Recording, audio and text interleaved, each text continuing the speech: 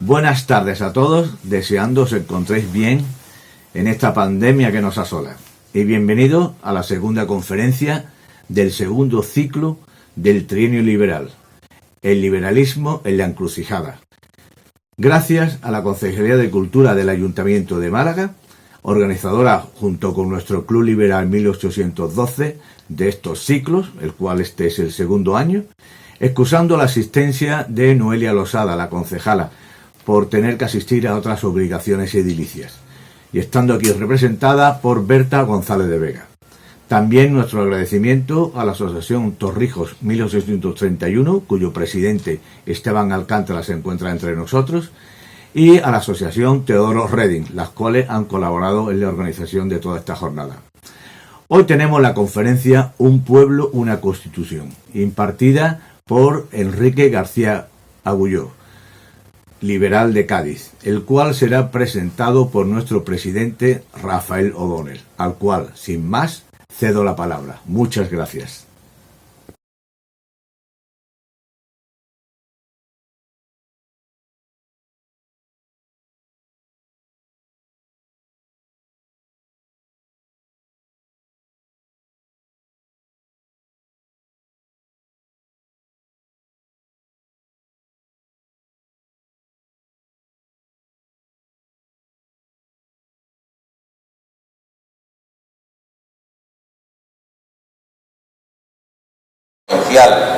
De Cádiz de 1999 al 2007 y tiene unas distinciones que la primera para mí es la más importante. Premio Libertad del Club Liberal 1812. Es la más importante porque yo le di el premio a él. Medalla de plata del Ilustre Colegio de Abogados de Cádiz, medalla al mérito profesional del Consejo General de Colegio de Procuradores de los Tribunales de España, ateneísta de mérito, diploma de honor en la Asociación de Amigos de los Castillos, presidente, en la actualidad, presidente de la Junta Directiva del Club Liberal 1812, académico de número y vicedirector vicedirector primero de la Real Academia Hispanoamericana de las Ciencias, Artes y Letras. Cursa estudios de teología a nivel de bachillerato en el Instituto Diocesano de Teología de la Diócesis de Cádiz-Ceuta. Y él pone aquí jubilado y pensionista, ya lo sabemos. Bueno, y por último, a ver si me lo encuentro por aquí, una cosa que también...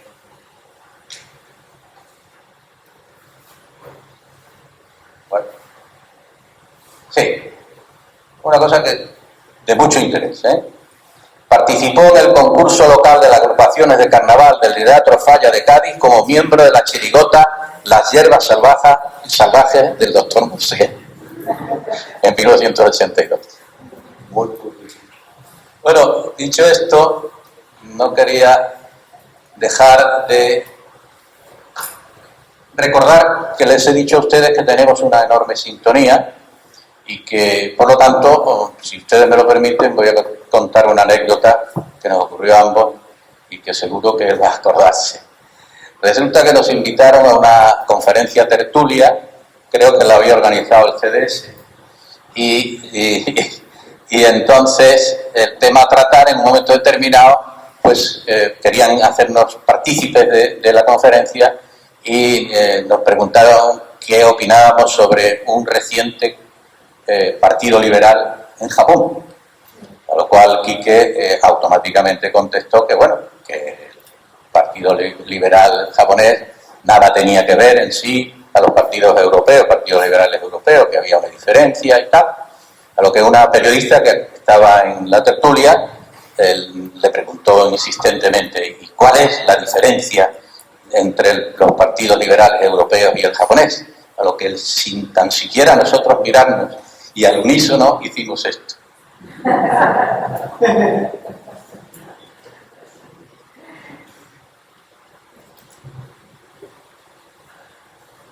Tiene la palabra Enrique García Agulló. Muchísimas gracias, Rafael, por tu emotiva presentación, por acordarte de cosas que nos hacen reír como decía... Puesto. Mira, esto muy bien con las gafas. Vamos. Que nos hace reír como hace muchos años cuando vivía el pobre, vivía todavía Joaquín Garrigue. Los liberales nunca fuimos nada. Fuimos importantes a lo mejor en algún momento de la transición, o fueron importantes en algún momento de la transición, pero que me lo trague, vamos, que me empape. Bueno, y nos decía Joaquín, yo creo que fue cuando sacó el primer Trudeau, el padre del actual primer ministro de Canadá, que también fue en su día primer ministro de Canadá. Y bueno, eso nos daba mucha envidia y hacíamos muchos chistes sobre eso, lo malo que eran los resultados nuestros y lo bueno que eran los de los canadienses. Y entre chiste y chiste, decía Joaquín, en los países donde gobiernan los liberales, por lo menos se sonríe. Y yo creo que la vida nuestra en la militancia afectuosa de los clubes liberales, o incluso de las agrupaciones políticas, siempre han ido buscando el servicio a la comunidad, pero entre nosotros, entre los que participábamos en eso, siempre ha ido muy asentada y muy bien puesta en la amistad y en el buen entendimiento. Lo que cualquiera de mis nietos diría hoy, un buen rollo. Hemos tenido siempre sintonía, como estaba diciendo Rafael, y efectivamente eso nos ha mantenido todavía.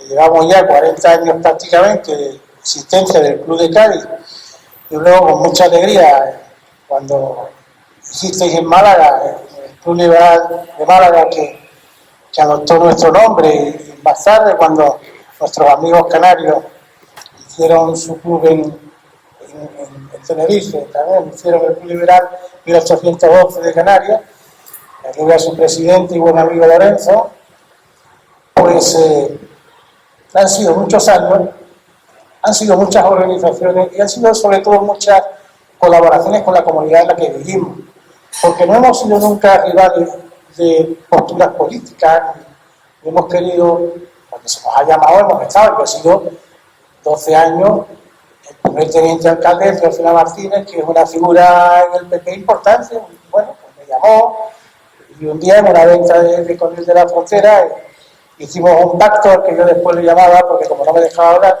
le llamaba el pacto de la manteca colorada, pues intentaba desayunarme una tostada de manteca colorada, esa que pone en la venta, y era imposible porque aquella mujer trabaja, habla. Y fue, digamos, una parte de mi vida en la que yo tuve una política activa de cara a la gente, tuve una política activa previa, antes, cara a la administración, en mi época de delegado del gobierno, era de la Confederación de los Alquileres, como bien decía Rafael.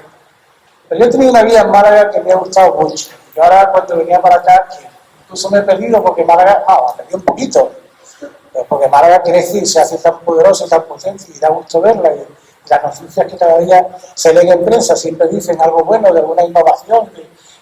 Creo que ahora viene Vodafone, me parece que alguien me ha dicho. Bueno, pues yo he tenido la suerte de tener primos, tíos en esta ciudad, dos familias, o sea, una hermana de mi madre, un hermano de mi madre, con sus correspondientes hijos, eran mis primos hermanos, con lo que yo he vivido, pues, imagínense, ellos vivían en Cádiz, yo vivía aquí, pero viceversa, yo venía aquí y ellos vivían allí, y mi vida en Málaga transcurrió desde la Virreina, que era donde vivían mis tíos, vivían en verano en la Virreina, y en invierno en la Tarazana. Yo venía con mi mujer andando por ahí y digo, mira, desde ahí, si mal no me acuerdo yo, veía yo bajar por Arriola un Cristo que desde niño a mí me impresionó una barbaridad. Creo que hace muchísimos años que no sale, pero algunos de ustedes, claro, tienen que saber. Creo que le llamaban el Cristo de los mutilados. Era un crucificado que estaba el pobre más que crucificado, le faltaba una pierna, los nazarenos o los penitentes, ya no sale, claro, es imposible. Bueno, quiero decir que Málaga para mí ha sido muy principal. Aquí fue mi primer trabajo profesional suelto. Antes estuve trabajando en Cádiz de la misma compañía como becario, pero aquí me soltaron. Y entre la Virreina y el Cerro del Calderón fue mi vida de Málaga. era el Camino Nuevo. Luego la oficina la tenía por ahí cerca, en la calle Sevilla. Y realmente a mí Málaga me recibió para entrenarme y desarrollarme en mi profesión cuando era totalmente novato en él. Una cosa me llamó la atención de Málaga muchísimo, que fue la primera vez que yo tomaba café con leche de cabra. En aquella época se tomaba la leche de cabra. Y tanto es así que el hombre que tenía para la oficina ya empezó a comprar leche de vaca, porque es que a mí no me sabía qué. Y me pasó también, ustedes aquí bebían mucho fino de Montilla, y no había fino de Jerez, y para yo encontraba un sitio, detrás de la Diputación, muy chiquitito, un bar muy chico, que sí que tenía un fino del puerto de Santa María. Bueno, dicho esto, vamos a volver a donde teníamos que estar. Ustedes están celebrando, organizado por el Ayuntamiento, al que hay que agradecerle esa decisión de colaborar con las entidades particulares, como las asociaciones que se han nombrado. Aquí veo al presidente y me encanta saludarle ahora de manera formal, cuando antes lo he hecho personal, de Torrijos, con quien he participado en ocasiones anteriores, y ellos han participado con nosotros en el Bicentenario, dándole vistosidad a esa osopopeya histórica puesta en el siglo XXI con unos uniformes del siglo XIX. Ellos tenían sus tropas, nosotros yo tenía las mías, los voluntarios distribuidos de Cádiz, y dieron mucho lustre, mucha gloria a la celebración de la Constitución.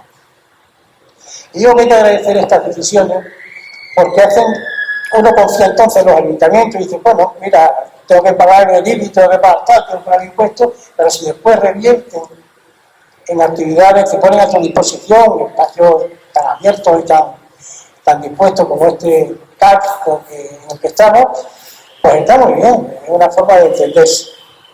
Y dentro de esta jornada que están haciendo, es más que oportuno hablar o dedicársela al trienio liberal, no solo porque se esté cumpliendo el bicentenario, sino porque fue una situación en la que nosotros, los liberales de 1812, cuando digo 1812, entiéndase, de las asociaciones nuestras, celebramos todos los años, ¿no?, una constitución.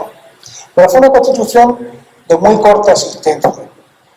Y imagínense que para llegar esa constitución a cumplirse en Filipinas, pues prácticamente tardó un año en llegar. O para cumplirse en Puerto Rico, pues tardaban 2 o 3 meses en llegar.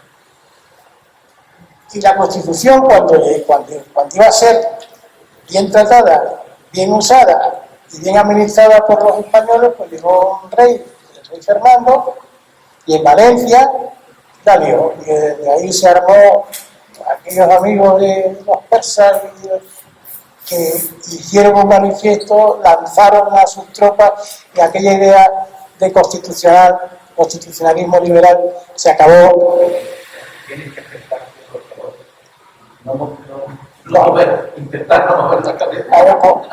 Con el problema. que es difícil.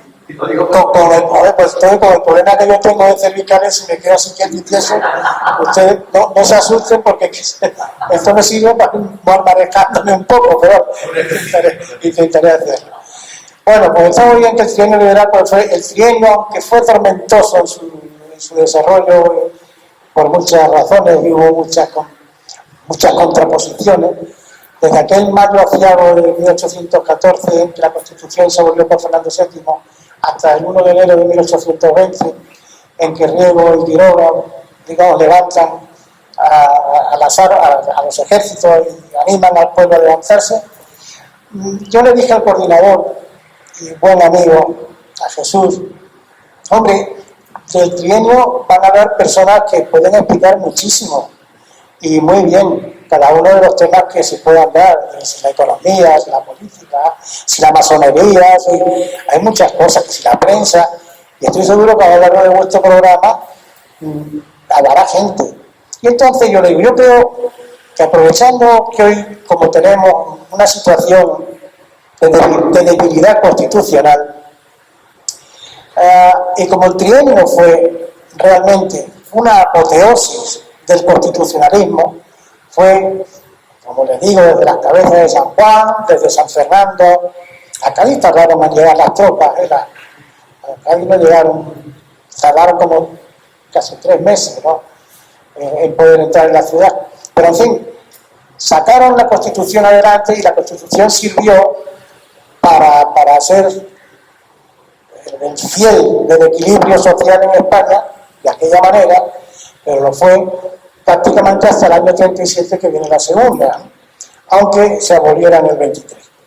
Bien, entonces yo les dije, yo creo que a mí lo que me gustaría, como está hoy tan agredida la idea de constitución, volver a pensar sobre lo que es una constitución, y le sugerí este lema: un pueblo, una constitución.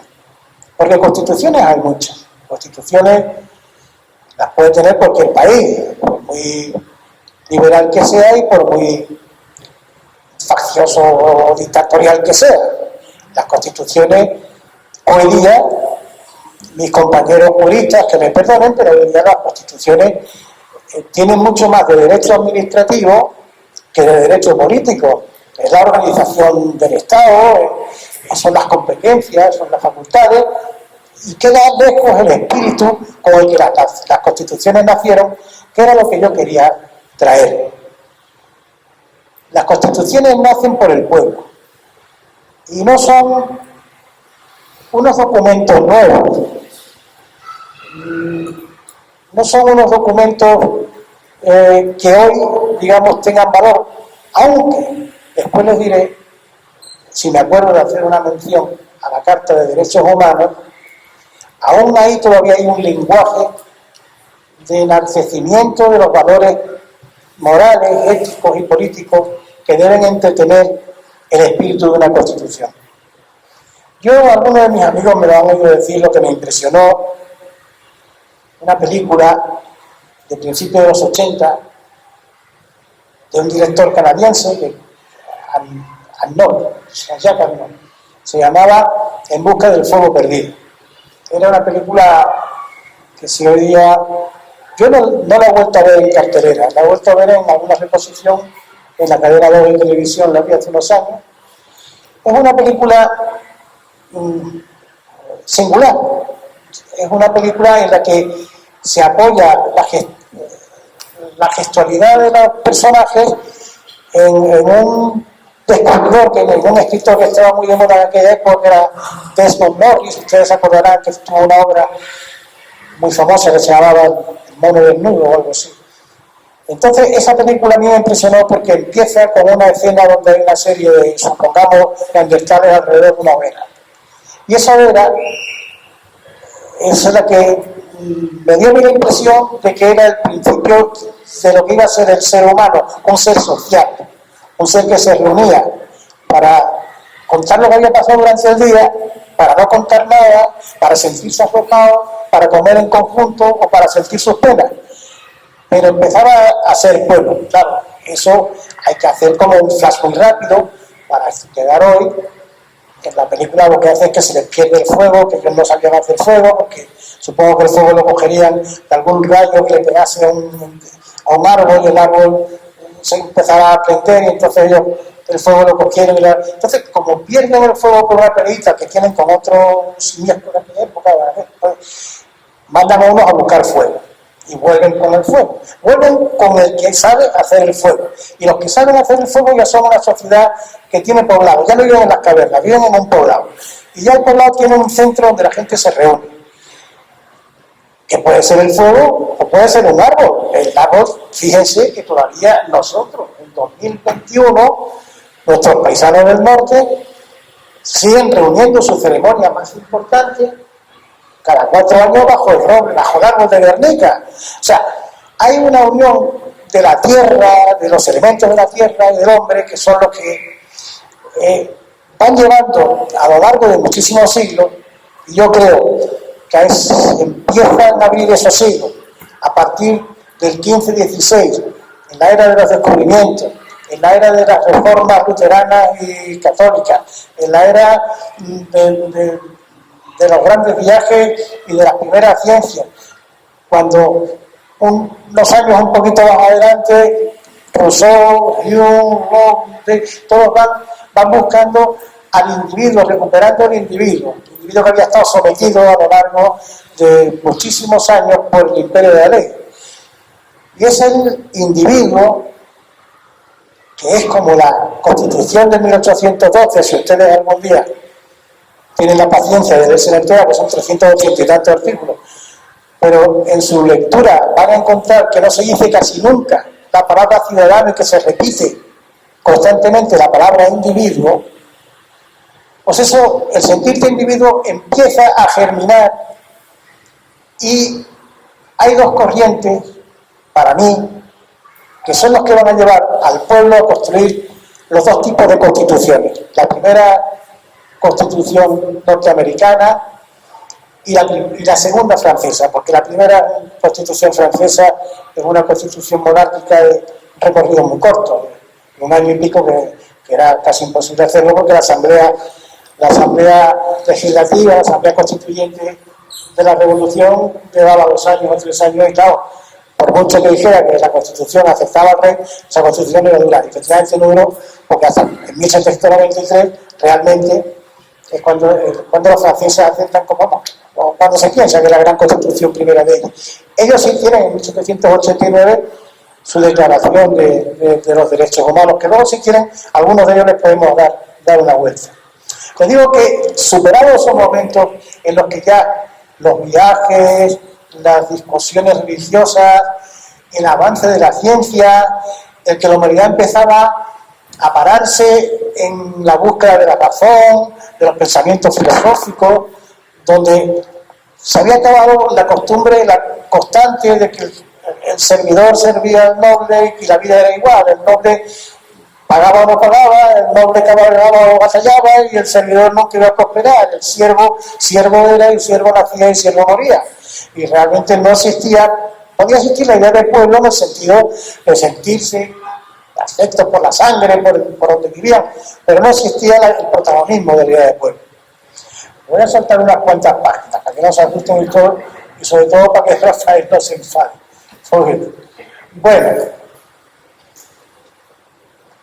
Bueno, hay unos momentos, como les decía, importantes para la Constitución, para mí, para el sentimiento del pueblo, y coinciden prácticamente con las aventuras, los descubrimientos, con los desplazamientos que desde Europa se hacen principalmente a América, porque también se hicieron, como ustedes bien saben, a Asia. A los portugueses les tocó, por la bula papal, irse para allá, al este, y a nosotros, por esa misma bula, nos tocó el occidente, aunque hubo una trampilla, y lo de Brasil, pues habría que estudiarlo, ¿no? Eso cuando uno ve en una carta de esa especie de roca grande que avanza hacia África, que es Brasil, pues puede uno comprender que el Papa y sus cardenales se equivocaran o que alguno de los embajadores le convenciera.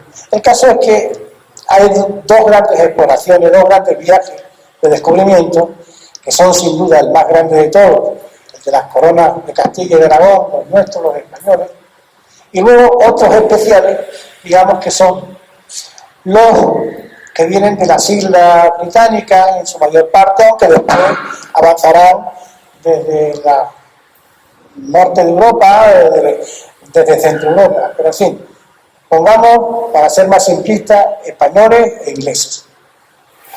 Los españoles fuimos llevando a España, tanto es así que cuando se recurre a esa especie de triángulo en el que te dicen los españoles llevamos a España la lengua, la espada y la cruz, o la religión. Sí, llevamos la espada porque era la conquista, porque eran las tropas, porque los barcos llevaban fuerzas, digamos, militares, iban custodiados por la incipiente infantería de marina que custodiaba la carrera de India, la flota de los galeones, pero llevábamos nuestra forma de vivir y de ser. Y hay un cuarto elemento, que a mí un gran amigo, al que le he admirado y le quiero mucho, y nos mantenemos mucha correspondencia, venezolano, como buen venezolano en el exilio. Él era catedrático de Derecho Público en la Universidad de Andrés Bello y tenía un magnífico bufete en Caracas y, bueno, muchísimos cargos. Fue redactor de la Constitución anterior a la de Maduro en Venezuela, un hombre muy completo, un hombre muy redondo, un hombre que tenía la cabeza y tiene la cabeza muy bien puesta. Y él se empeñó en una cosa que a mí me llegó tarde, pero cuando me llegó la asimilé tan pronto que entendí que nuestra posición en América era bastante más distinta de lo de los ingleses, pero no solo porque lo que nos contaron en el colegio o incluso por lo que nos hablábamos después en la vida universitaria. Ese cuarto elemento era la ciudad. Él tiene una obra fantástica que se la editó en España, editorial Avanzadi, que se llama La ciudad ordenada. En esa obra, desde la Patagonia prácticamente hasta lo que es el norte de Arizona, de Nuevo México, lo que es, digamos, la parte alta de lo que se llama el Camino Español, que recorre de este a oeste, como ustedes saben, en la América del Atlántico-Pacífico. Todas las ciudades que hicimos los españoles en aquella América Nueva, todas estaban basadas en el sistema romano. No en balde, los romanos estuvieron aquí casi 700 años, o sea, la administración romana nos gobernaron, nos enseñaron, nos entrenaron y nos improntaron, porque si a mí me dicen tú de quién desciendes, digo yo soy seguro descendiente de un hispano romano. Yo creo que dejaron, porque se metieron en nosotros y nosotros nos metimos en ellos, no tanto como quizás como la otra cultura también de 7 u 8 siglos como la del Islam, en la que sí tenemos muchísimo en común, pero a lo mejor nos mezclamos menos. Pues llevamos esa ciudad a Occidente, al occidente americano. Y esa ciudad, si ustedes tienen la curiosidad de buscar en Google cualquier plano de cualquier ciudad antigua fundada por los españoles, desde la Patagonia hasta, como les digo, hasta arriba, hasta casi Utah, bueno, no tanto, pero en fin, hasta Nuevo México, Texas, incluso la Luisiana, todo es lo mismo, una ciudad reticular, cortada como a cordel, en base a una plaza mayor, al centro del pueblo, a una plaza cuadrada cuya fachada, una era la catedral, la cruz, otra era la audiencia, el gobierno y la justicia, otra era la universidad. No se olvide que nosotros hicimos las primeras universidades siglos antes que los norteamericanos elevaran la primera de las suyas. Y la cuarta, pues, la justicia, o sea, el gobierno. Y luego las calles están todas tiradas por dentro. Tanto que si pasamos por ciudades antiguas que no se hayan movido mucho, nosotros los del sur occidental lo apreciamos más. En las calles de San Fernando, nuestra ciudad, nuestra querida ciudad hermana, la Real Isla de León, o las calles de Puerto Real, o las calles del puerto de Santa María, son exactamente iguales en el San Juan de Puerto Rico, en el viejo San Juan, hasta los adoquines, que no son adoquines, que son polvos de piedras de río. Pues hicimos la ciudad, cuarto elemento, que iba a acoger al pueblo. Y los otros, los ingleses, los que navegaban, aquellos pioneros del Mayflower, aquellos que entraron por Massachusetts, aquella zona de por Virginia, que a su vez se fueron llamando en la posteridad los pioneros, los peregrinos.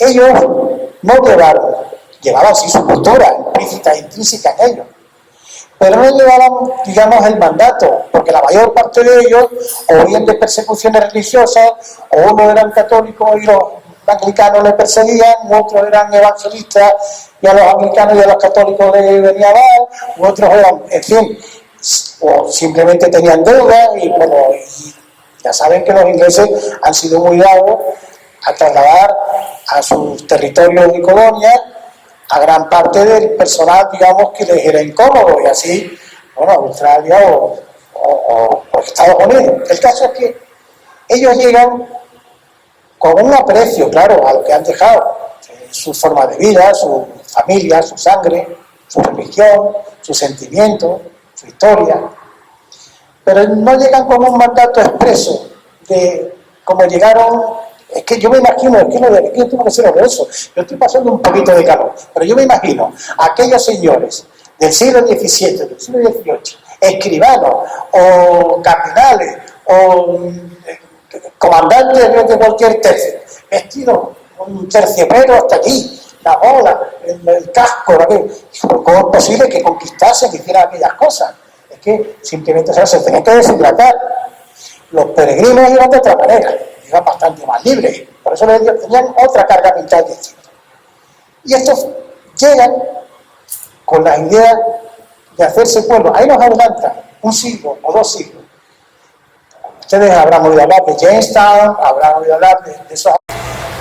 ¿Por qué les digo esto? Les digo esto porque la palabra pueblo en el lenguaje constitucional, que es a donde nos lleva la charla de esta tarde, la palabra pueblo, ellos formalmente, yo creo que son los primeros que en un documento público la emplean. Hay una equivocación, bueno, esto es anecdótico, hay una tendencia a decir, todos digamos que la Constitución norteamericana es la primera constitución de las constituciones modernas, y es cierto, lo es, pero existió otra en Ucrania, que tengo por aquí, no me acuerdo el nombre, porque lo hizo un artista, lo hizo un cosaco, un jefe de cosaco que se llamaba Philip Ehrlich, en la ciudad de Pende, el año de 1703. Hizo el primer documento con nombre de Constitución. Recuerden que los ingleses, por ejemplo, dicen: yo tengo mi Constitución silente, callada, no escrita, son las leyes que vienen desde la Carta Magna. La Carta Magna, traducida del latín, es una carta larga o una carta importante, pero sería hoy una Constitución otorgada, ¿no? No es el pueblo el que la hace. En cambio, los norteamericanos, el día 4 de julio de 1776, cuando escriben su declaración, cuando acuerdan su declaración de independencia, ténganse en cuenta que nosotros, todos nuestros ordenamientos jurídicos venían empleados en nombre de su majestad el rey, las bulas papales en nombre de su santidad el papa, las dietas imperiales en nombre del emperador.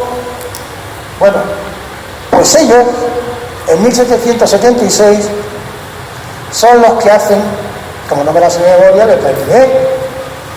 la traducción real del inicio de la Declaración de Independencia.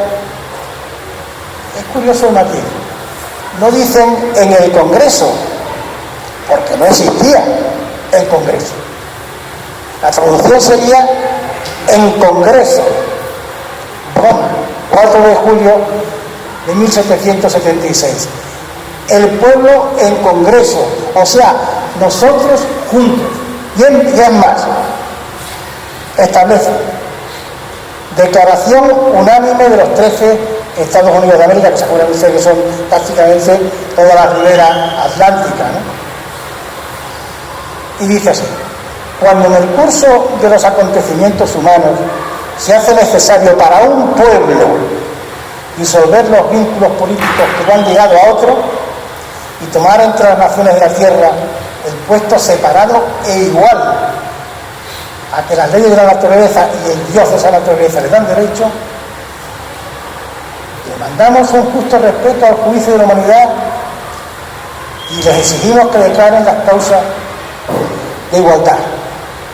Bien, ¿qué es lo importante de esto? Ha aparecido en un documento político, en un documento con obligación, en un documento jurídico, un actor, un agente que no era ni el conde Pedro de Castilla, ni el zar de la Rusia, ni el barón de Notting Hill, era el pueblo. Eso es lo que a mí siempre me ha conmovido de la redacción de esas primeras constituciones. Porque es que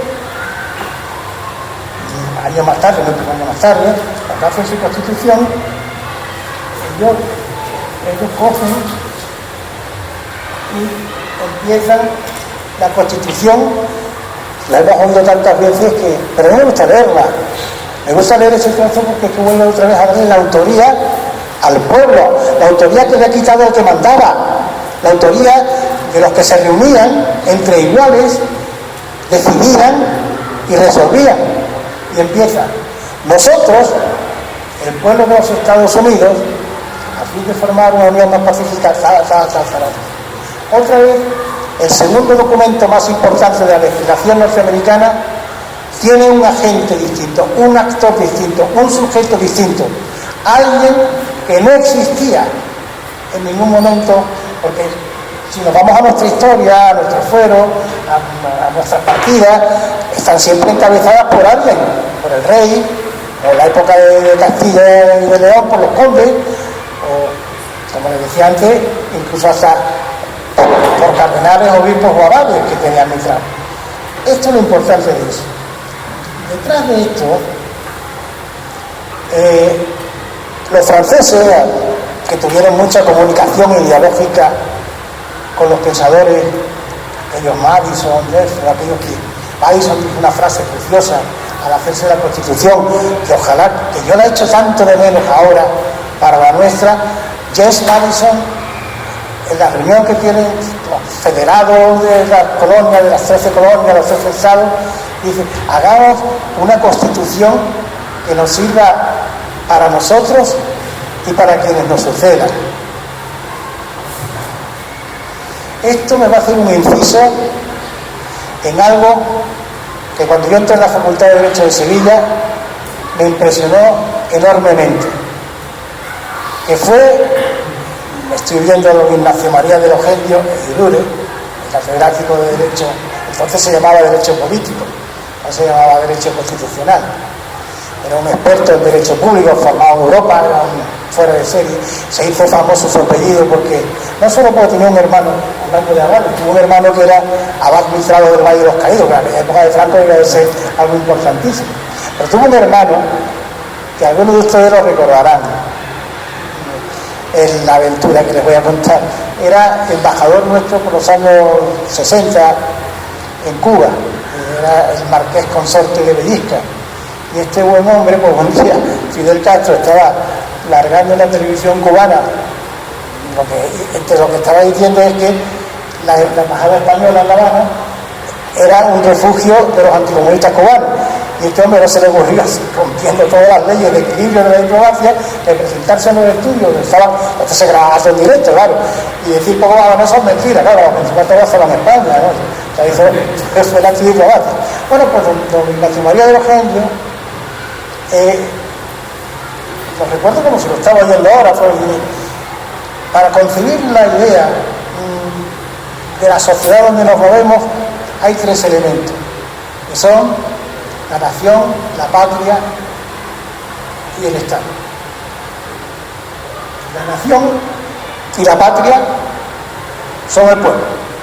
La nación, él nos decía, él era de Bilbao, creo, decía, como se decía en castellano antiguo, cuando naces allá en mi tierra, era de nación vizcaína, que no tenía ninguna connotación en aquel momento de separación de Madrid, era eso. Simplemente se era de nación castellana, como de nación murciana, o como la mayor parte de ustedes de nación malagueña, hablo de nación gaditana. Nación, donde se nace. Patria, lo que hacemos nosotros para quienes vienen detrás, como James Madison.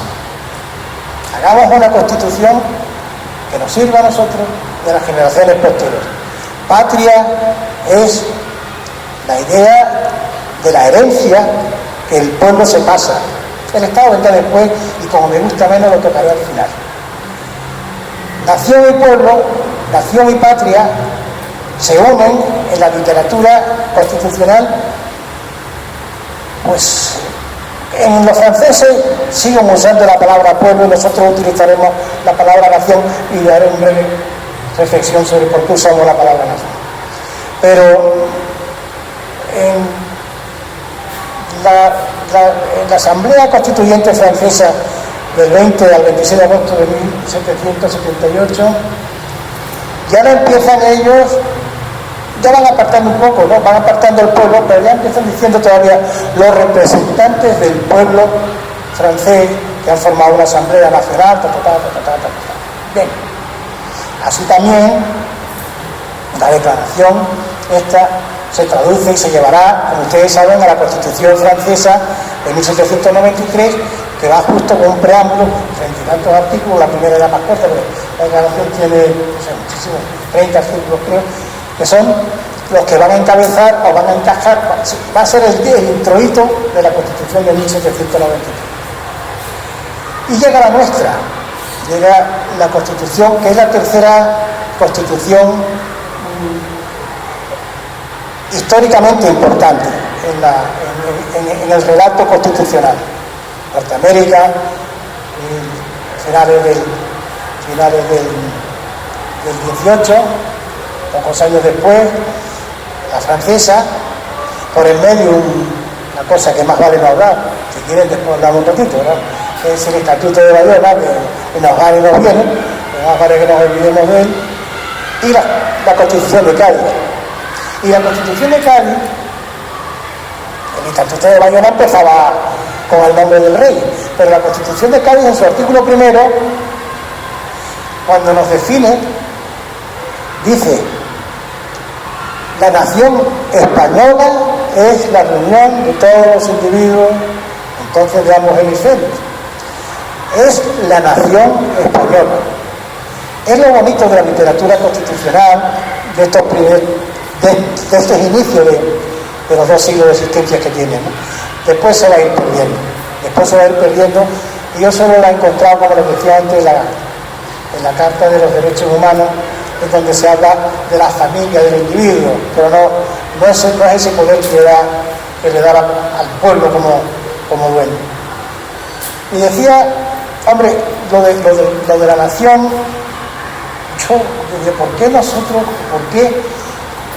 los que escribieron la Constitución utilizaron, teniendo ya hecho el concepto pueblo por los norteamericanos o por los constituyentes franceses, eligieron nación? Hablaba antes de cómo se vestían, tenían que ir los pobres escribanos y funcionarios civiles y militares a la conquista de América.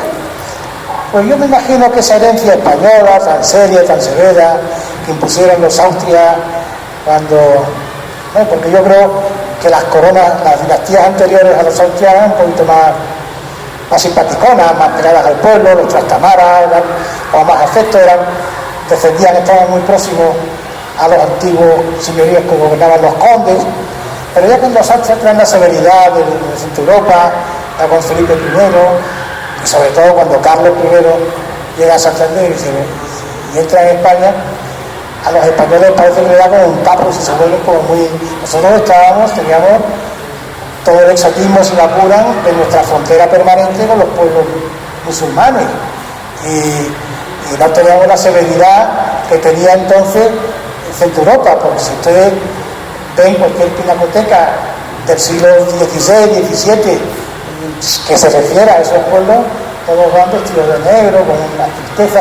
Yo creo que los españoles de entonces, claro, también todos iban vestidos de negro, todos no tenían los trajes no eran, fíjense, en una corte francesa donde brillaban los abalorios y las pelucas, los nuestros eran todos muy severos, a lo mejor el pueblo estaba distanciado, el concepto de pueblo. A ellos les parecía el pueblo, a lo mejor pensé yo, el pueblo es lo más servido, lo más cateto, lo más apartado. Nosotros cómo vamos a poner en un texto de esta altura el pueblo.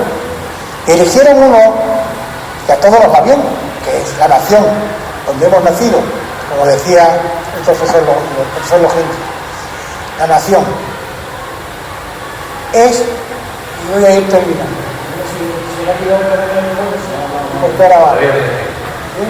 bueno, pues cuando los redactores de la Constitución definen España, se da una contradicción también muy hispánica. Es como si no se estuviera preparado o se hubiese quedado en la imprenta algo y no se hubiese borrado y se aprovecha. Porque se llama nuestra Constitución primera, como casi todas las posteriores, se llama Constitución, o sea, el nombre técnico, Constitución Política de la Monarquía Española, teniendo en cuenta que el concepto de la monarquía española no era la familia real, sino el sistema. Y sin embargo, cuando empieza a navegar por los primeros artículos, el redactor de la Constitución utiliza constantemente la palabra nación, y a nosotros individuos. Pero cuando la nación la define la reunión de los iguales, cuando la nación le quiere dar su autonomía, en su siguiente artículo expresa que no es ni podrá ser nunca propiedad de ninguna persona o familia. Es que hasta entonces la cosa estaba bastante chuchadita, porque todos pertenecíamos prácticamente al rey, todo era de la corona. Aquello fue un paso importantísimo. Después ya viene una serie de epítetos, de calificativos tan tiernos, tan llenos de frescor, que es una pena que se hayan ido apartando de la literatura constitucionalista española con el paso de los tiempos. El que se diga que el gobierno de la nación tiene que procurar leyes que sean sabias, que sean justas, y que tiene que buscar el bienestar, como dice la redacción, separando la palabra, y la felicidad de los individuos a que gobierna, eso nosotros no lo vemos desde 1837 en adelante. Eso se fue. Ese sentir, por ejemplo, del artículo 6 que dice los españoles han de ser justos y benéficos. No se puede decir mejor el principio de justicia, de equidad y de solidaridad. Justos y benéficos, porque benéfico, oye, escribí una vez un artículo que mi padre, ahora conté la cosa de mi padre, ahora me tengo la cosa de mi padre relacionada con Málaga. Bueno, pues mi padre era un ingeniero, o sea, un hombre hecho en la ciencia, pero cultivado en la lectura, aparte de las artes y la historia, de la música. Y para mí fue siempre una fuente de inspiración, porque cuando empezó su jubilación, ya tardía, empezó a los 70 años, empezó a memorizar, supongo, para no perder la memoria, memorizar el diccionario. Y claro, me enseñó, me sacaba montones de dudas. Una de las dudas, lo digo por lo del beneficio, fue un artículo que yo publiqué, que se llamaba, el título, de lo benéfico, gobernaba Felipe González y Guerra, eran entonces. Entonces, el artículo se llamaba de lo benéfico y lo benéfico. De lo benéfico con V, que como ustedes saben, pero yo no sabía, es el que hace el veneno, y benéfico con B, el que hace el bien. Y la Constitución, en aquel lenguaje tan hermoso, tan sentimental, tan cargado de pasión y de ese ardor de libertades y de pasión por la humanidad, dice: el español ha de ser justo, es principal obligación del español ser justo y benéfico, hacer el bien. Una maravilla, no lo vamos a volver a ver. Decía mi padre, porque contaba con ese larguísimo presentación de amigo Rafael, mis andanzas en la política local. Yo también he hecho, recuerdo que al principio, no sé por qué le he dicho, pues sí, yo fui el primer teniente alcalde de Cádiz 12 años. Pero es que una hermana mía se vino a vivir a Málaga, y mi hermana Sonia, a lo mejor a uno de ustedes el nombre le puede sonar como Asunción García Bullón. Ella fue, yo creo que también 12 años, teniente de alcalde con Pedro Aparicio. Y eso es de la anécdota que me ha de la cabeza, que mi padre decía jocosamente: yo tengo asegurada la pensión de jubilado porque una hija mía es socialista y el otro amigo de los PP. O sea, cada cual utilizábamos en un sitio. Mi hermana era el teniente alcalde y yo era el teniente alcalde ahí. Bueno, vuelta a lo que estamos. A lo largo de las constituciones siguientes españolas, 1837, 1845, va decayendo los inicios del texto constitucional. Y va decayendo porque va desapareciendo también el sentido de pueblo en favor del sentido de Estado. Nación, patria, Estado. Voy a hacer un inciso, por lo que no estoy viendo los papeles, de pronto me he encontrado esto aquí amarillo, es la última estrofa del himno nacional americano. Y ustedes dirán, ¿y por qué? Porque tendría que haberle explicado el concepto de constitución, y se me había olvidado, se me había pasado. Constitución, para estudiar bien fresco, viene, como ustedes saben, de un verbo, que es constituere, constituir, y de un sufijo que es acción, hacer, hecho, ¿no? ¿Y constituere de dónde viene? Pues constituere viene de statuere. Constituere viene de estatuere. ¿Y qué es estatuere? Estar de pie. Estatua. Estar de pie.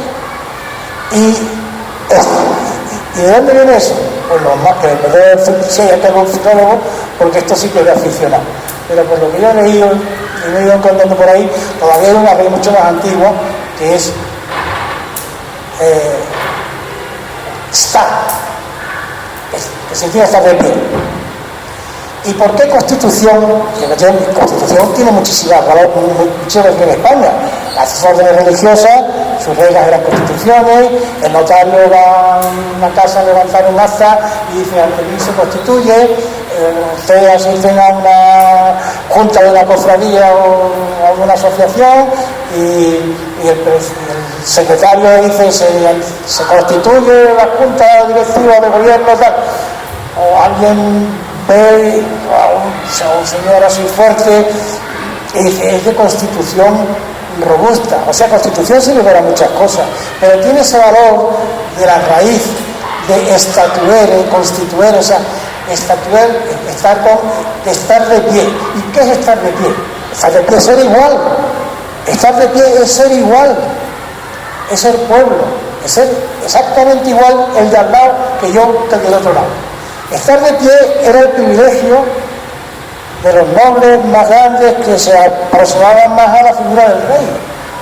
En España le llamaban los grandes, además se podían quitar el gorro, pero estar de pie ha supuesto siempre una situación principal. Pues estar de pie es la raíz de la importancia de cuando el pueblo se reunió en Filadelfia para empezar la Declaración de Independencia o la Constitución. Es una forma de que todos somos iguales, todos somos un pueblo. Y eso es lo que ha ido desapareciendo a lo largo de la vida en las constituciones. El estar de pie, sin embargo, nosotros lo seguimos diciendo en nuestras marchas, en nuestros himnos. Empecemos por el de Andalucía. Andaluces, levantaos, pedir tierra y libertad. Igualaros, que somos todos iguales, que aquí no hay más, somos todos iguales. Los comunistas de toda la vida, la Internacional, arriba, parias de la tierra, todos somos iguales, todos de pie, todos nos constituimos. Los franceses, Alonso Sanzán, en marcha, sentado no se puede ir en marcha, los americanos terminan su himno con muy largo,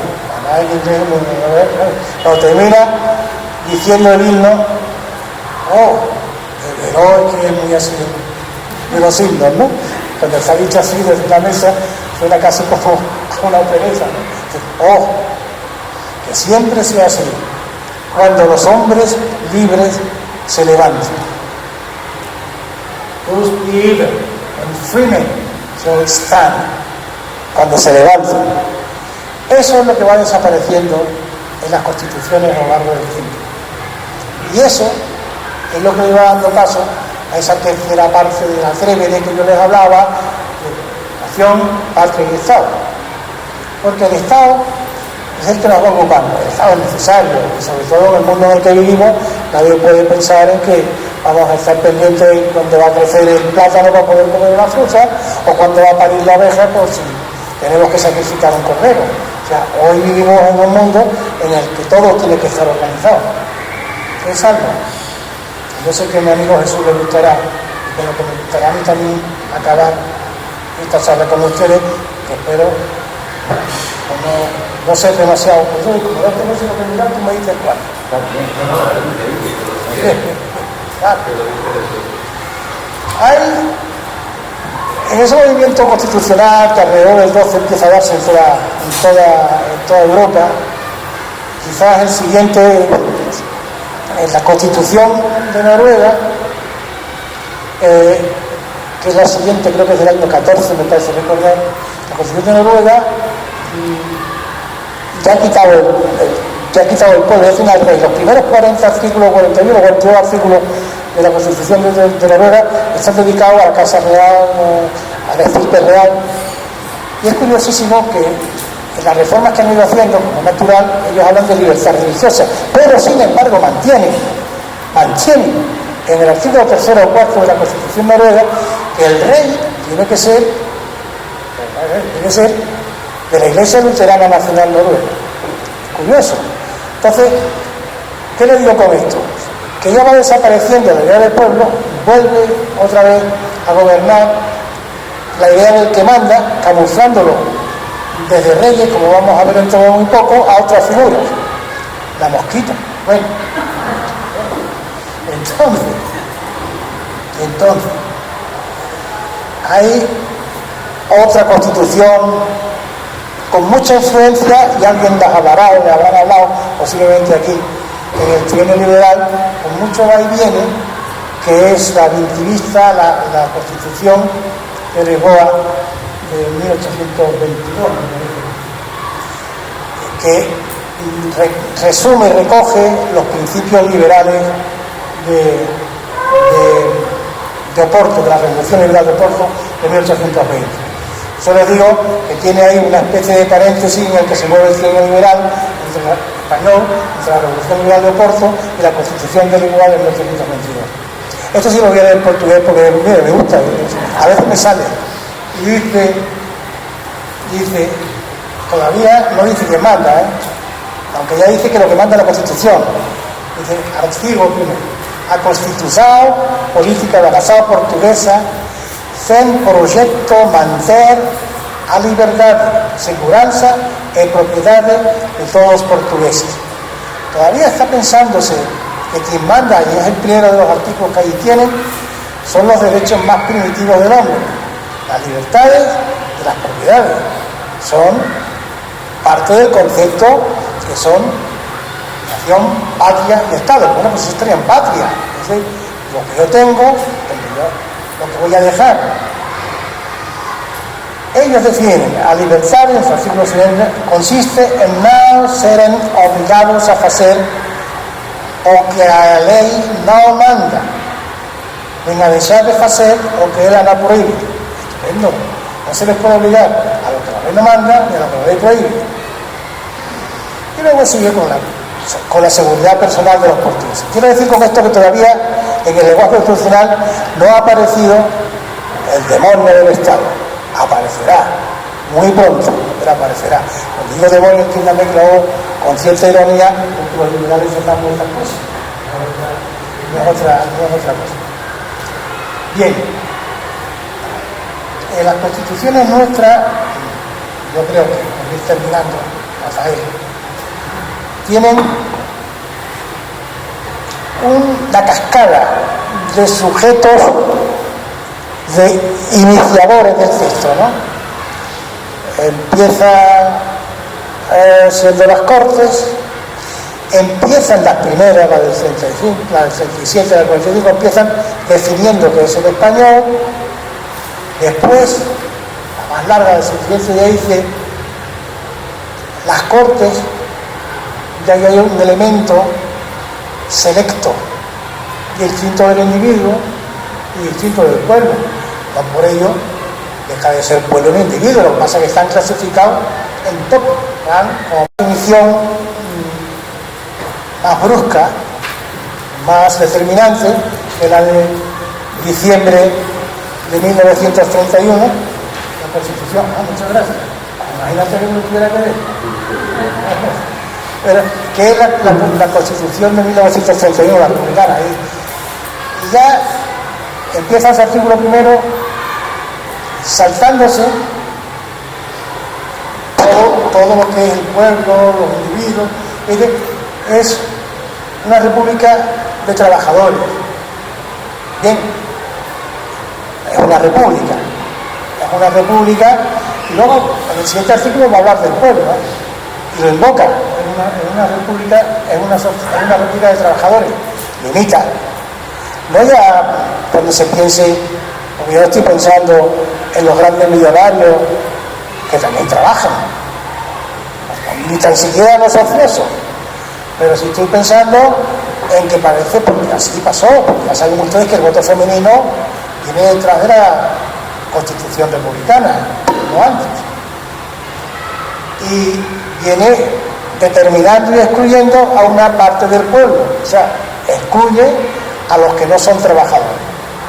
Pensando mal, dice, no, esto excluye a los empresarios, excluye a los patronos, es una república de trabajadores, es una república de clase.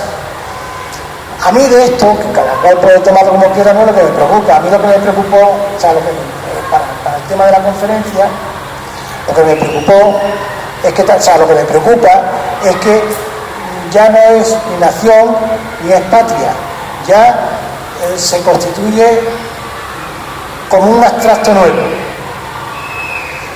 Detrás hay un proceso constitucional que no existe realmente, pero que lo que estudiamos derecho en aquellos años 60 lo tuvimos que aprender, que era lo que se llamaban desde 1867 las leyes fundamentales del reino.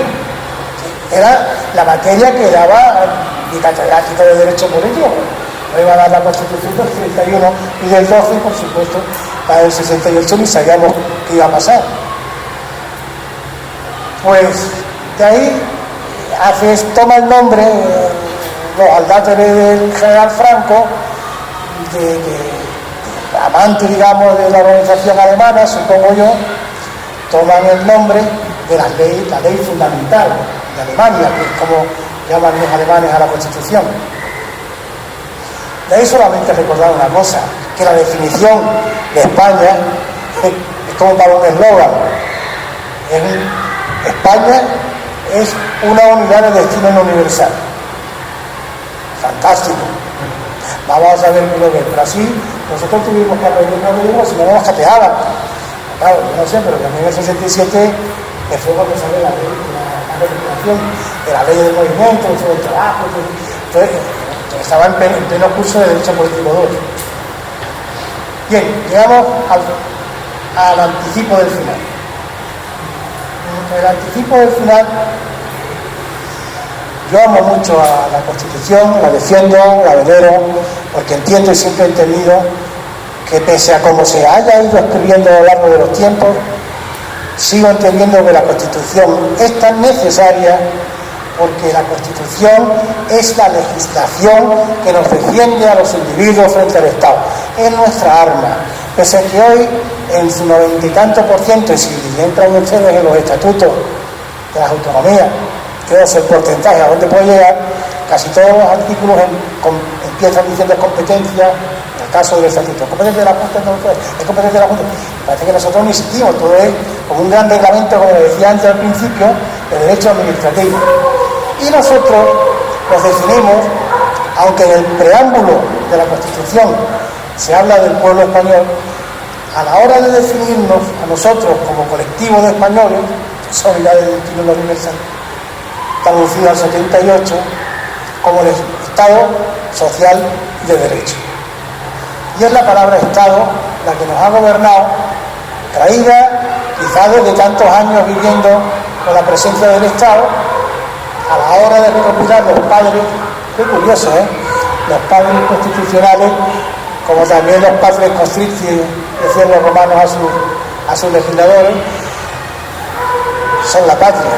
Los padres eligieron la voz de Estado social y de derecho. Y abandonaron, o se abandonó definitivamente la idea de nación y de pueblo. Y voy a ir ya terminando. prácticamente, con una idea. El Estado es quien nos define. El Estado español somos los 46 millones de españoles que tenemos derecho a la ciudadanía, más los 6 o 5, 4, 8 o 7 millones de inmigrantes que viven en España o de residentes con carta de residencia, con número de identificación fiscal. Eso es el Estado español. No es ya el pueblo español, no es ya la nación española. Somos eso. Pero la palabra Estado, a la situación de Estado, a la supremacía de la idea de Estado, de mi fortaleza para defenderte y para organizar, se está encontrando hoy día, digo Jesús, porque alguna vez estoy de hablar de esto, se está encontrando un día con un enemigo peor que el paso del tiempo ha sido eliminando las palabras tan hermosas de pueblo, de nación o de patria. Y no es otra que el poder del algoritmo, que es el final al que vamos. El que yo recuerdo a Antonio Garrigues hace 30 años o 35 años dando una conferencia en CAE, estaba cerca de él, yo no sé si estaba ahí, entonces para explicar la situación de cómo nos estaban ya moviendo los hilos por fuera, llevando hace 25 o 30 años, dice, Quique tiene una tarjeta American Express y un día va al Corte Inglés y compra ketchup Heinz. Bueno, pues en algún lugar del mundo se ha escrito y se ha quedado grabado que un usuario de hace 40 años le gusta ketchup Heinz y es usuario de tarjetas de crédito, y entre las tarjetas de crédito ha elegido American Express. Eso empezaba y no nos dábamos cuenta, y no le dejamos, como dejaron pasar nuestros antecesores, que se olvidase la nación y el pueblo. Y nosotros hemos entrado en una sociedad donde el protagonismo está en las plataformas digitales, donde nos están diciendo qué cosa te gusta a ti, te gusta esta, tú eres de esta forma, vota aquello, tú sientes de esta manera, tu pareja es aquella. Nos están llevando. ¿Y qué tiene eso como consecuencia? Que el pueblo se formó como individuos, que los individuos en muchos países libres, como mejor adjetivo, se dieron el de ciudadanos, y que nosotros, si esto no lo remedia o no lo remediamos, vamos a dejar de ser individuos, de ser ciudadanos y convertirnos en meros usuarios. Muchas gracias.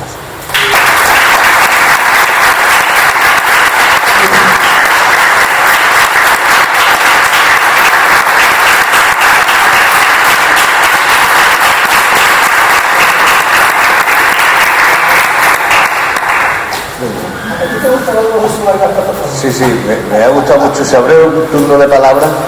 Si alguno quiere intervenir, yo me voy a permitir, antes de mi amigo Pedro, decirle que Quique, me ha gustado la conferencia en el sentido de que las palabras están cargadas de un sentido que si no le das vueltas, una simple palabra, son polisémicas, significan muchas cosas y están cargadas de ideología, cargadas de historia, cargadas de sentido. La diferencia que has hecho entre pueblo, nación, patria y Estado. Y al final parece que todo es Estado. Yo creo que la nación española no es el Estado español. No es. Está formada por individuos, digamos, por personas, por ciudadanos, que en un momento determinado se dan una organización como la Constitución del 12 de la monarquía católica española, ¿no? De la monarquía española. Pero una constitución política. Más allá de la constitución política están los ciudadanos. Eso que al final dice que se está perdiendo, porque al final somos datos constituidos por los algoritmos. Y al final el individuo va desapareciendo, el sujeto ya no eres tú, sino es una fórmula. Entonces las personas nos estamos disolviendo. Yo creo que ahí el liberalismo tiene mucho que decir. Y también en el sentido de decir, oye usted, la nación española no es el Estado español. Son muchísimas más cosas. El Estado español en un momento son administraciones que se constituyen, central, autonómica, local, organismos administrativos. Pero eso no es la nación española. La nación española es mucho más. Es su cante, su cultura, 20.000 cosas más, ¿no? Su forma de vestir, su forma de hablar, la lengua, sobre todo, los sentimientos, o sea, son muchísimas más cosas. Bueno, no es una pregunta realmente, sino una acotación a lo que... Bueno, es gracias a Jesús, porque no sé cómo están acostumbrados ustedes en Málaga. Nosotros, en Cádiz, establecemos debates, o sea, abiertos, quiero decir, en el sentido de que a lo mejor no tengo yo que ser, no importa, la diana, en este caso de los datos que lleguen, pero que bueno, quizás yo eso lo tengo efectivamente, porque es una reflexión. Fíjate Jesús, que la palabra nación ha ido tomando presencia en las constituciones de segunda división, perdón, es una forma de descripción mala y respetuosa, que puedan ser los estatutos de las comunidades. Y de hecho ha habido una pelotera, de la que todos somos testigos, a lo largo de estos últimos años, por la palabra si es nación o es nacionalidad, porque si es nación me está afectando a mí, si es nacionalidad, bueno, si es nacionalidad es como... Ahí está, pero tampoco, porque yo creo que también yo oigo a determinados políticos de la izquierda utilizar palabras que a mí me agradan, me gustan, me suenan bien, pero bueno, no les presto mucha atención porque no sé si están dichas desde, no sé, como una pose, ¿no?, que es compatriotas, ¿no? Bueno, los arranchés de aquellas asambleas francesas, cuando se dirigían en el frontón aquellos oradores solemnes, decían compatriotas, ¿no? Hay líderes que dicen, hoy no utilizan compatriotas. Hay palabras que se han mezclado en la política actual, como la cogobernanza y la gobernanza, que son palabras rescatadas del siglo XVIII, del siglo XIX, pero como la coja un periodista avispado o algún de estos gurús que tienen los políticos y le hacen eso.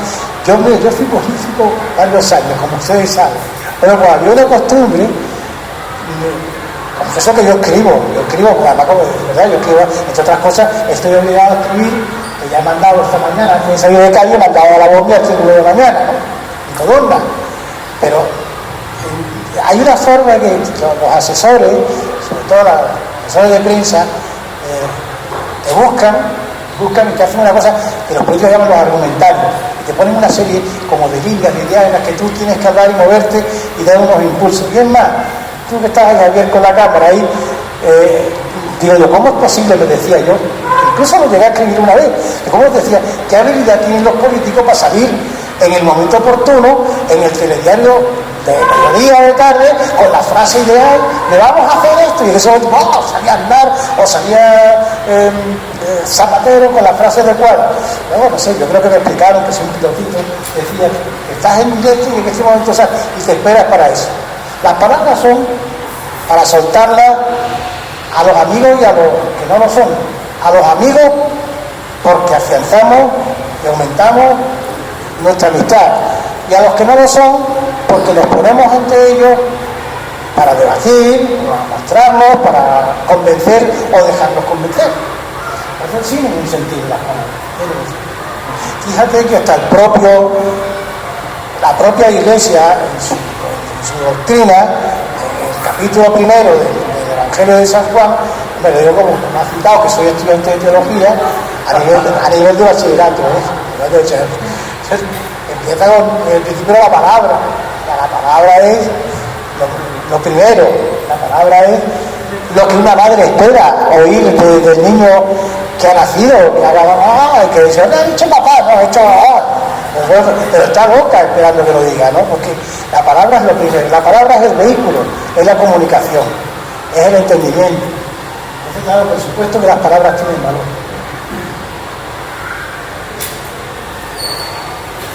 Hola, buenas tardes.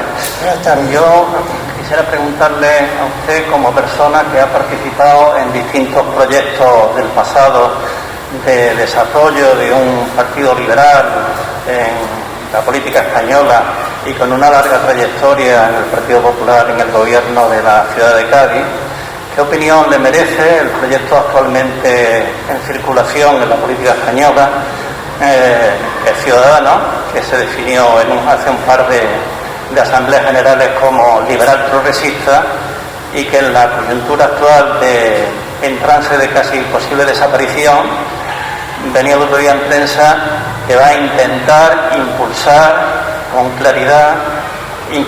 con claridad como un partido liberal? ¿Tiene esos visos de realidad de que pueda llegar a algo? Sí, yo creo que con respeto y con mucho entendimiento de afecto hacia usted, yo creo que lo más liberal de lo que usted se imagina, porque es que los liberales no hemos perdurado en un partido más de 4 años. Y la señora Arrimada, a la que yo la conozco muy poco, le he saludado en 2 ocasiones, tendrá su cauce, y hay un espectro que necesitamos y que los liberales, de al lado de la política, en contra de la política, cuando digo la política digo los partidos, o dentro de la política, siempre estamos dispuestos a aportar nuestra forma de entender. ¿Y cuál es nuestra forma de entender? Saber, ser conscientes de que no poseemos la verdad, que la tenemos que compartir, que a lo mejor tenemos un porcentaje de verdad más alto, pero que hay muchas cosas que están llevadas a la practicidad de los hechos reales y que nuestras ideologías, pensamientos y cosas pues se pueden quedar en la nube, como dicen los niños ahora, ¿no? Entonces, es un partido, hombre, ¿cuál es la experiencia anterior de un partido como este? Hay 3 experiencias que yo recuerde de partidos personalizados en estos 40 años. Bueno, uno está al principio de los 40 años, que es el ejercicio de Ruiz Mateo. Yo es que no me acuerdo cómo se llamaba el partido, pero consiguió tener su representación parlamentaria europea, la tuvo. Hubo un partido, escisión del Partido Socialista, encabezado por una gran persona, por Rosa Díez,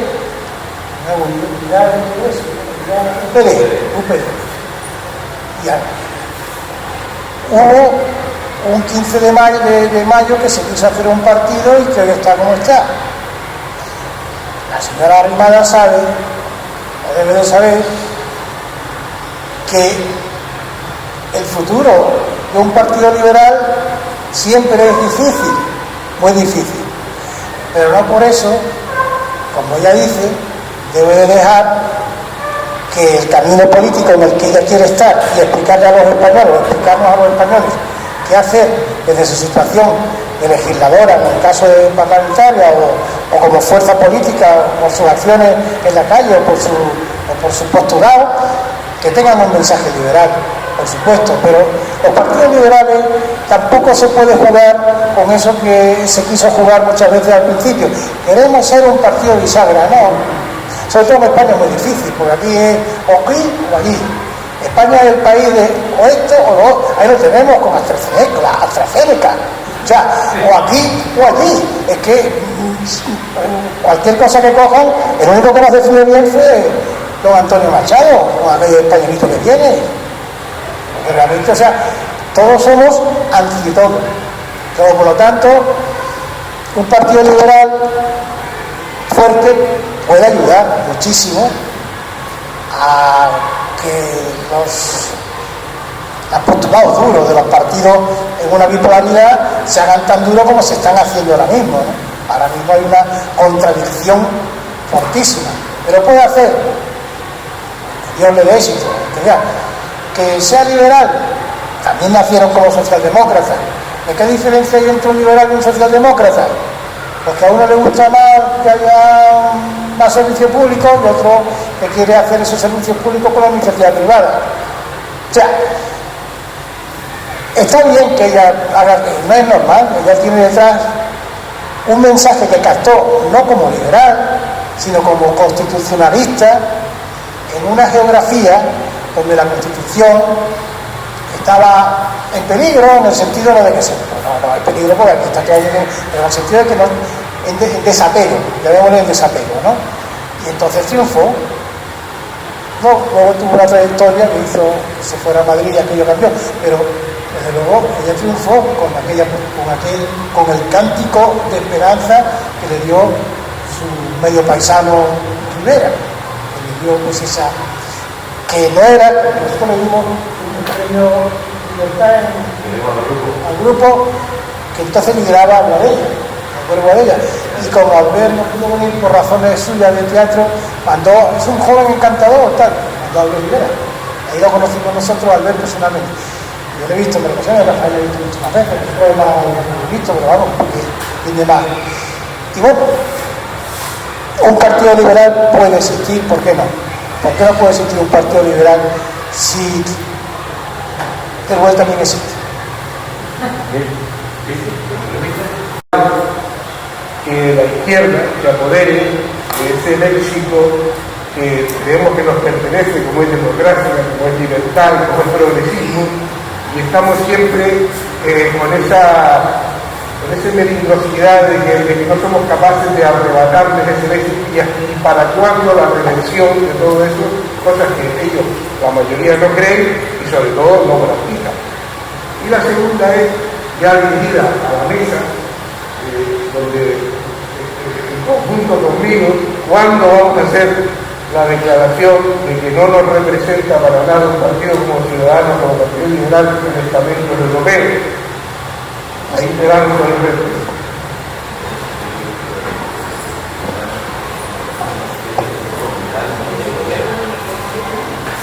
Bueno, pero estamos en una tertulia. Los programas de evidencia son a partir de la 1:30 de la noche. Yo nunca he sido evidente, y el Señor me libre de ser. No sé lo que pasa. A la primera parte me parece entender que te quejas del uso de determinadas palabras, pero son del acervo histórico y popular, que tengan un sentimiento especial. Para mí, mira, es una cosa, en España pasa una cosa que a mí me llama últimamente la región de Murcia, creo que fue ayer o antes de ayer, lo vi en un informativo, ha hecho un acuerdo de que los niños, en los colegios de los niños, en las aulas de los niños, haya un retrato del rey, en el colegio haya un escudo de la bandera, una bandera nacional, y se cante el himno, no sé si se cante, pero no sé, será el himno de Murcia, supongo, porque el himno nacional no tiene...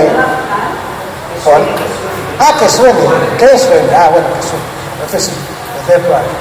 Bueno, el himno nacional tiene varias letras, entre ellas de un famoso paisano nuestro, José María Pemán, pero nunca ha cuajado. A nosotros nos gusta el chintatachín, es el que le ha dado, además a la roja, como se dice ahora, le ha dado el triunfo en los campeonatos del fútbol, el chintatachín. Bueno, pues esas palabras, bueno, a veces, fíjate, nos hemos acostumbrado ya a ver que empiezan a descolgarse de las entradas de los establecimientos militares o de los puestos de la Guardia Civil, que antes ponían todo por la patria. Y ya es lo más nuevo, con el Centro de Instrucción y Recluta, o el Guanto Naval, o Vaso Naval de Rota, o sea, quiero decir que hay palabras que no sé por qué, en esa cascada de decaimiento de sentimientos que viene desde el pueblo de 1787 en los Estados Unidos a la nación en 1812, hemos llegado al Estado Social y de Derecho. A mí no me gusta nada, es quizás lo único que no me gusta de la Constitución, porque es que social y de derecho tiene que ser la Constitución, es que no tiene que ser. Tú no vas a poner en una Constitución elementos que vayan en contra de las personas, o vas a hacer leyes de manera arbitraria que castiguen a las personas. Siempre será social y de derecho. Y a mí me gustaba mucho más lo del bienestar que decía la primera Constitución, la del 12, los norteamericanos en eso han sido más agudos. No es que las primeras enmiendas, las 10 o las 12 primeras enmiendas están próximas al momento de la aprobación de la Constitución. Las otras 15 o 17, hay una, la última parece que es del 61. Pero las primeras enmiendas, las que ellos llaman la de los derechos humanos, los derechos de las personas, tienen ese lenguaje. Y un lenguaje, tú no vas a llamar, yo no puedo llamar a la memoria de mi padre progenitor, no me sale. Yo no puedo decir, o sea, a mí no me entra, por mucha modificación legal que se haga, que la tendré que aceptar y la tendré que defender en las situaciones en que me toque o en otras no. Pero yo no puedo decir, ¿por qué cambiar padre y madre por progenitor o por progenitora?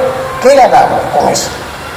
¿Por qué ocultamos aquellas cosas que traíamos de nuestro sentir y que las rescatamos precisamente cuando nos hicimos iguales, cuando nos pusimos de pie? ¿Por qué quitarlas? Para ponernos encima unos palabras a veces que nos oprimen, como oprimieron en los siglos pasados los impuestos de los nobles a los siervos. ¿Por qué? Si esas palabras nos hicieron iguales, si Constitución nos hizo ser igual, estar de pie uno del otro, no estar de rodillas, ni sumisos, ni con la cabeza agachada. Las palabras, yo las siento como las siento. Si alguno las utiliza como medio de oportunidad, pues bueno. Respecto a la otra pregunta que hacía, sí me permito decir que yo creo que la opción de declararse liberal del Partido Ciudadano en su día fue de un oportunismo tremendo, porque pasó de decir, ¿por ahora qué somos?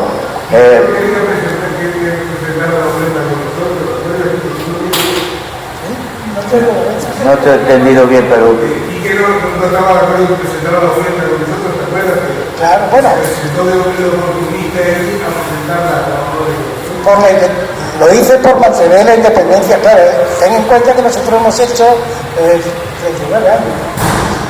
Es más, tuvieron a bien mis amigos, en este caso de los 3 clubes que hay aquí, de Málaga, el Julio de Canarias, mío, la deferencia de que en el bicentenario lo hiciéramos, o sea, me costó trabajo convencer a mis amigos que lo hiciéramos el 18, pero es que el 19 tenía que ir lo que nunca, yo creo, ha tenido una ciudad que no sea Madrid. Teníamos absolutamente todos los poderes públicos, los reyes, el gobierno, las altas judicaturas, los altos mandos militares, los embajadores de todos los países, especialmente los americanos.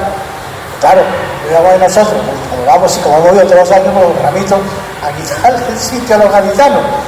Y por eso pedí, vamos a hacerlo el 18. Aquella ocasión es porque he dicho, bueno, ponerlo, pero ponerlo al lado, o sea, no nos importa, es un acto que siempre hemos hecho nosotros. Yo cuando he tenido la doble situación de club y de partido, o sea, de club y de posición política, mi alcaldesa, que era muy hábil, me respetaba en el sentido de darme sitio en la ceremonia oficial como club, no como el primer teniente de alcalde. Y muchos soy testigos de que yo me lanzaba mi picha y digo, si fuese a buscar los votos para el año siguiente. Quiero decir que aquello no es que nosotros no veamos, a mí me da igual, no, pero ellos nacieron como socialdemócratas. Como socialdemócratas. Si me permite, es que el concepto, esto es otra cuestión muy interesante. El concepto de centro, todo el mundo piensa que es un tema geométrico, ¿no? Claro. En una línea que está en el centro, izquierda y derecha. Yo por lo menos tengo el concepto de que está en el centro, pero es un punto que se expande para transformar toda la realidad. Por ejemplo, el Senado, algo que yo creo que teníamos que rectificar ya. La ley electoral, yo creo que teníamos que modificarla ya. O sea que ese punto no es una cuestión geométrica, sino que sería un centro transformador de esta realidad. Pero vamos, lo de Ciudadanos y los clubes liberales no es una relación en absoluto, lo digo para tu aclaración, Lorenzo. ¿Hay más preguntas? Si no hay más preguntas, os recuerdo que el día 24, vuelvo a repetir, de junio, tenemos la conferencia Liberalismo y Flamenco, impartida por Elvira Roca, que tendremos que quitar esto aquí, porque viene y Ramón Soler, y viene al toque, vuelvo a repetir, Luis El Salao, y al cante Bonela. De modo que lo esperamos a todos. Muchas gracias.